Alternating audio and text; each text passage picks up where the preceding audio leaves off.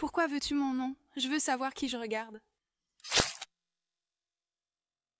Aujourd'hui, presque tout le monde a vu Scream, le classique de l'horreur de 1996 qui a relancé le slasher grâce à son scénario intelligent et ses références méta. Dans Scream, les lycéens psychopathes Billy et Stu élaborent un plan insensé pour terroriser certains de leurs camarades de classe et, au final, tuer Sidney Prescott et faire accuser son père du meurtre.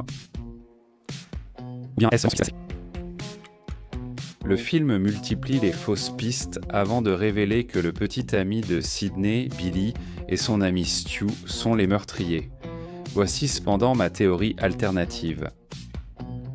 Il y avait un troisième tueur. Et si cela ne suffit pas, le tueur est le shérif adjoint Dewey Riley. Bienvenue dans le deuxième épisode de Et si, dans lequel je vais discuter et examiner la question. Et si Dewey avait été le troisième tueur depuis le début ? Oui, en fait, il y a des cas où un troisième tueur est non seulement possible, mais probable.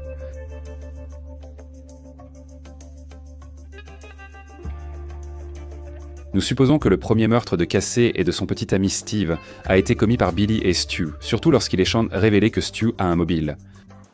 Et Stu, tu sortais pas avec Casey ? Cependant, durant la même scène, Tatum affirme que Stu était avec elle toute la nuit, lui donnant un alibi solide. Si je l'avais tué, ça améliorerait sûrement ta réputation au lycée. Stu était avec moi. Billy a-t-il tué seul Casey et Steve ? Il aurait pu, mais il y a quelques occasions où soit il court vraiment très vite et peut traverser la maison en quelques secondes, soit, ce qui est bien plus probable, il y avait une troisième personne pour l'aider. C'est là que le député Dewey entre en jeu. L'appelant semble très sûr de lui, en sachant que la police n'arriverait jamais à temps.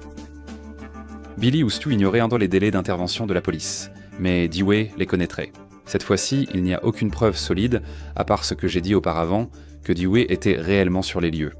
Il est tout à fait possible que Dewey soit là, mais je ne peux pas l'affirmer avec certitude.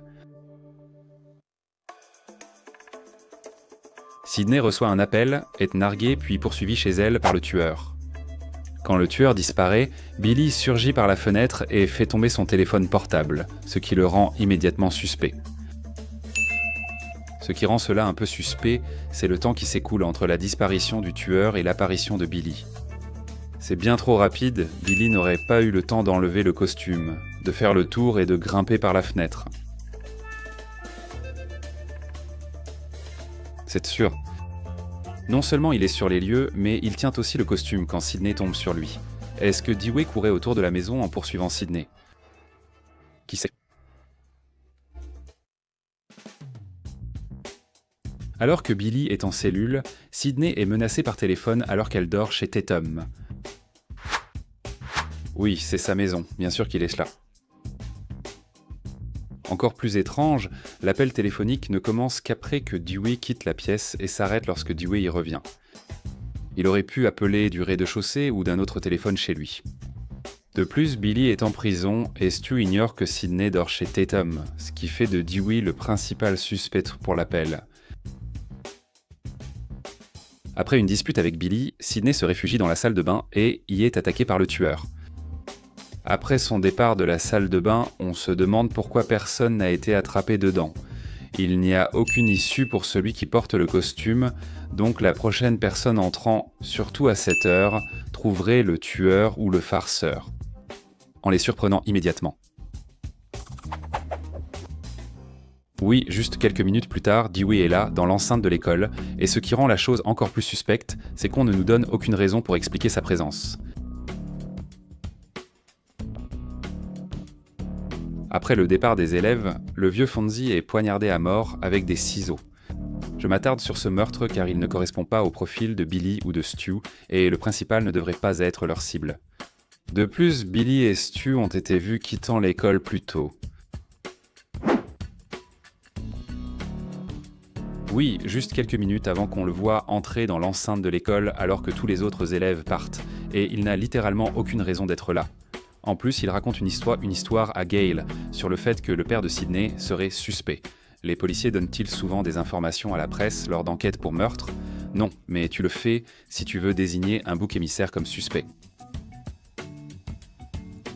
Alors que Sidney et Tatum discutent et achètent des friandises, elles sont suivies à leur insu par la silhouette masquée. On pourrait dire qu'il s'agit d'hallucinations paranoïaques de Sidney, mais elle ne voit jamais la silhouette. Elle est là uniquement pour que nous, le public, puissions la voir, ce qui signifie que cela doit être une vraie personne, à moins que nous tous, spectateurs, souffrions d'une sorte de délire. Pour l'un d'eux, il existe une preuve. Il les dépose au magasin juste avant que le tueur ne les suive en plein jour, en costume. Mais pour la première fois, aucune preuve ne concerne Dewey. Il devient donc le suspect principal, puisque Billy et Stu se disputent avec Randy au vidéoclub au même moment. Ces deux filatures ont donc été commises par une troisième personne.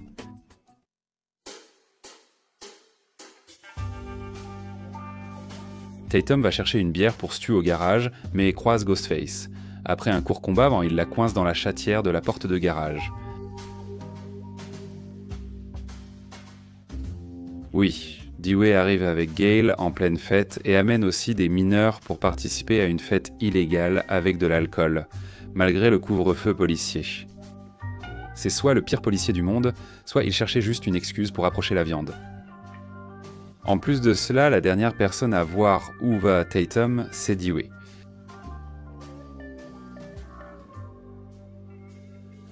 En se promenant, Dewey et Gale découvrent la voiture du père de Sidney après s'être cachés dans des buissons.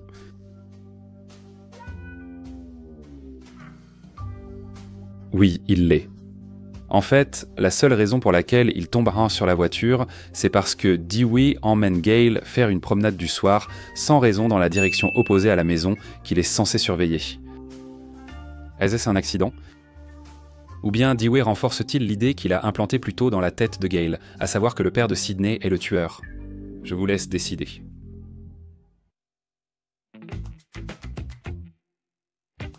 Après avoir fouillé la maison, Dewey est poignardé par un tueur, puis ils poursuivent Sidney vers la voiture de police. Ouais, il est censé être mort, donc il ne s'est pas poignardé ni poursuivi Sidney, mais comment le tueur a-t-il eu les clés de Dewey et dans quel but ? Ils n'auraient sans pas pu prévoir de façon fiable que Sidney sauterait dans la voiture, et ils n'ont pas non plus pris les clés sur Dewey lorsqu'ils ont récupéré le couteau dans son corps. Ils n'auraient eu les clés que si Dewey les avait aussi données à Billy Hans. Et je sais que certains d'entre vous sont là à se demander « Mais ils ont poignardé Dewey, pourquoi feraient-ils ça s'ils étaient complices ?» Leur stratégie était de se poignarder mutuellement pour s'exclure comme suspects. Ils feraient évidemment la même chose pour leurs complices policiers rusés. Comme vous pouvez le voir, Dewey avait l'opportunité lors de presque chaque meurtre et était présent sur chaque scène de crime. Mais quel serait son mobile ? Nous avons quelques indices à ce sujet tout au long du film, son surnom Dewey par exemple. Dewey, c'est ton vrai nom? Non, c'est Dwight. Désolé. Dewey, c'est juste un vieux surnom. C'est la preuve que cette ville ne me prend pas au sérieux. Concernant les victimes, sa sœur Tatum le méprise et le traite sans respect tout le film. On peut dire que son mépris envers lui dure sûrement depuis toujours. En fait, elle l'envoie balader juste avant de mourir, et c'est la dernière personne à voir où elle va. Quoi ? Que fait-elle ici? Elle est avec moi. Je vérifie des choses. C'est ce que tu as fait. Maintenant, pars.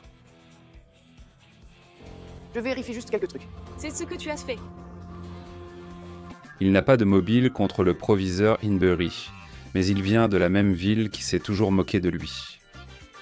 Son plan était peut-être de commettre ces meurtres puis d'arrêter Billion 2, devenant ainsi le héros respecté de la ville. Mais pourquoi Sidney ? Oui, pourquoi viser Sidney ? Eh bien, ce que nous savons de la plupart des meurtres, c'est que la victime est généralement tuée par quelqu'un qu'elle connaît, quelqu'un en qui elle a confiance et quelqu'un qui a un lien émotionnel avec elle. Au cours du film, nous découvrons que Randy, Stu et Billy ont tous un faible pour Sidney. Peut-être Dewey aussi, ce qui expliquerait pourquoi il cherche toujours à rester près d'elle dans chaque film. Dans Scream 3, Dewey est la seule personne à avoir les coordonnées de Sidney. Mais bon, c'est une autre vidéo. Dewey adopte souvent un comportement suspect dans le film. Il surgit soudain avec le costume après la poursuite de Sidney, est présent à l'école lors de la mort de Imbury sans raison, et suggère que le tueur serait le père de Sidney. Il facilite une fête arrosée après le couvre-feu pour un groupe d'adolescents, malgré le fait qu'il soit policier. Il attire Gale à l'endroit où la voiture du père de Sidney a été trouvée, et est présent sur presque toutes les scènes de crime, liées à presque toutes les victimes. L'impression que le film nous donne constamment est que Dewey est un peu idiot, qu'il n'a aucune autorité et qu'il ne sait pas vraiment ce qu'il fait. Est-ce le cas? Ou le film a-t-il habilement caché son troisième tueur et cerveau? Je vais vous laisser avec cet extrait de l'écran 2 et vous laisser décider par vous-même. Paix à vous. Comment sais-tu que mon inexpérience stupide n'est qu'une forme subtile de manipulation utilisée pour abaisser les attentes des gens, augmentant ainsi ma capacité à manœuvrer efficacement dans n'importe quelle situation.